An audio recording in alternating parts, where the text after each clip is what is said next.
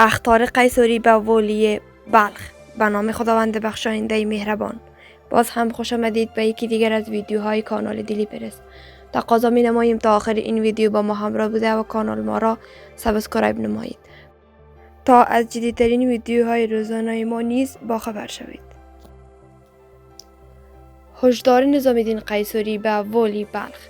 جناب فرهاد عظیمی، حمامچی: هدف اساسی مبارزه من اتحاد و اتفاق تمام مردم با عزت کشورم است، به خصوص مردم شمال و شمال شرق کشور. من میخواهم مردم رنجور و مظلوم سرزمینم در یک فضای صلح آمیز امرار حیات کنند. هشدار من برای شما و رهبرانتان عطا محمد نور این است که دست از دسیسه و توطئه علیه من بردارید. استبداد شما و تیم خبیثه شما به پایان رسیده. دیگر مردم شمال از ظلم شما به سطوح آمدند. مطمئن باشید که حق مردم با عزت خود را از دهن شیر خواهم گرفت. شجره تو من برای همه هویداست. بهتر از به اصلیت خود برگردی. پیش من تو یک حمامچی بیش نیستی. در عین حال جو بایدن: خروج نیروهای خارجی از افغانستان تا اول مای دشوار است. جو بایدن رئیس جمهور امریکا در نخستین نشست خبری خود از زمان آغاز کارش گفت که خروج نیروهای امریکایی از افغانستان مطابق ضرب العجل توافق دوحه به دلایل فنی دشوار است. بر اساس توافق صلح امریکا و گروه طالبان که در فوریه 2020 در دوحه به امضا رسید، امریکا متحد شد که نیروهای خارجی تا اول مای 2021 از افغانستان خارج شود. اما جو بایدن میگوید خیلی دشوار است که مهلت اول می را برای خروج نیروهای این کشور از افغانستان به دلایل فنی عملی کرد. او در عین حال تاکید می کند که کشورش قصد ندارد برای مدت طولانی در افغانستان بماند. آقای بایدن در پاسخ به این سوال که آیا سال آینده نیز نیروهای امریکایی در افغانستان حضور خواهند داشت گفت: من تصور نمی کنم. او افزود که متحدان آن در افغانستان نیرو دارند. مشورت می کند و افزود آنتونی بلینکن وزیر امور خارجه در بروکسل با متحدان واشنگتن در ناتو مشورت می کند. همچنین لوید آستین وزیر دفاع امریکا نیز اخیراً در سفری به کابل با طرفهای ذی‌دخیل دیدار و گفتگو کرده است. بایدن در مورد شرط توافقنامه میان امریکا و طالبان که در زمان دونالد ترامپ رئیس جمهور سابق امضا شده بود گفت: باید دیده شود که تحت چه شرایطی چه توافق‌هایی انجام شده است. در این توافقنامه که در فوریه 2020 در دوحه به امضا رسید، امریکا متحد شده تا نیروهای خود را همزمان با دیگر نیروهای ناتو تا اول مای 2021 از افغانستان خارج کند. در برابر گروه طالبان نیز متحد شده است که روابط خود با گروه‌های تروریستی دیگر را قطع کرده و اجازه تهدید امنیتی امریکا از خاک افغانستان را ندهد.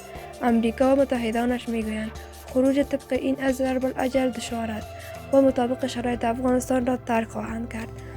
پیشتر یک عضو ارشد مجلس نمایندگان امریکا گفته بود که دونالد ترامپ به دنبال حفظ نیروهای امریکایی در افغانستان پس از مای سال جاری میلادی است. همچنین رسانه‌های امریکایی گزارش داده بودند که بایدن گزینه تمدید 6 ماهه حضور نیروهای امریکایی را بررسی می‌کند.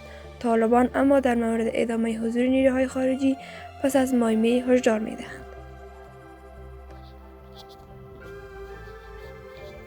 ماموریت نظامی آلمان در افغانستان تا سال آینده میلادی تمدید شد.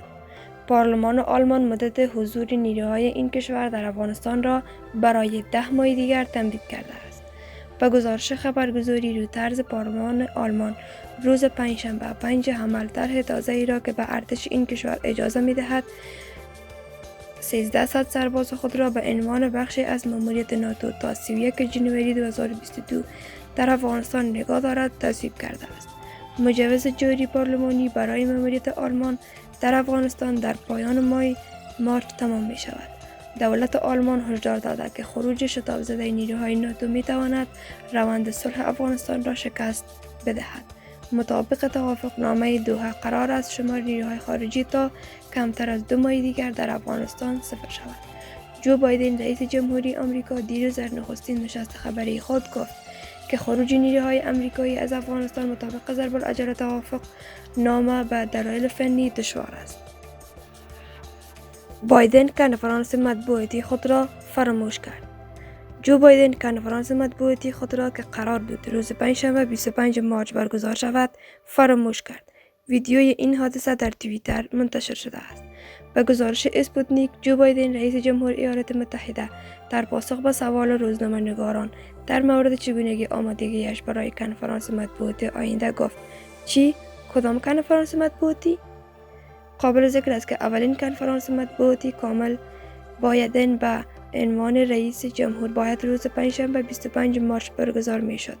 به گزارش نیوزویک، بایدن اولین رهبر آمریکایی در طول 100 سال است که اولین تماس مطبوعاتی خود را به مدت 9 هفته از زمان تحلیف به تعویق انداخته است. روز قبل در 24 مارس بایدن با تعدادی از مقامات کاخ سفید دیدار کرد و در مورد سیاست مهاجرت و مشکلاتی که کشور به دلیل هجوم مهاجران به سرحدات جنوبی با آن روبرو است گفتگو کرد. در برخی مواقع رهبر آمریکا در مورد لزوم شروع کار تردید کرد و با پرسیدن کلین به یکی مراجعه نماییم. پس از این سوال کلین تصمیم گرفت که رئیس جمهور را در برابر روزنامه‌نگاران محافظت کند و اعلام کرد که زمان ترک جلسه فرا رسیده است. مذاکرات پشت پرده در نشست مسکو چی گذشت؟ نشست ترویکا توسعه یافته با حضور نمایندگان دولت افغانستان، شورای عالی مصالحه، چهره‌های سیاسی و نمایندگان طالبان در مسکو برگزار شد. با گزارش اسپوتنیک، نشست ترویکا توسعه یافته امروز پنجشنبه 18 مارس به سخنرانی سرگئی لاروف، وزیر امور خارجه روسیه آغاز شد. آقای لاروف اعلام کرد که روسیه آماده است تا در صورت نیاز نشست میان افغانان را برگزار کند. همچنین از گروه طالبان خواست تا تعهدات خود را برای توافقنامه دوحه حفظ کنند. وزیر خارجه روسیه که از نتایج گفتگوهای صلح در دوحه ناخشنودی کرد و گفت که تعلل بیشتر در مذاکرات بین الافغانی در دوحه قابل قبول نیست و امیدوار است که این نشست به ایجاد شرایط پیشرفت در حل و فصل افغانستان کمک کند. او افزود: ما متاسفیم که تلاش‌ها برای آغاز روند سیاسی در دوحه هنوز نتیجه مثبتی نداشته است. امیدواریم گفتگوهای امروز به ایجاد شرایط برای دستیابی به پیشرفت در مذاکرات بین الافغانی کمک کند. دکتر عبدالله رئیس شورای عالی مصالحه ملی افغانستان در این نشست خواستار اعلام فوری آتش بس دائمی شد.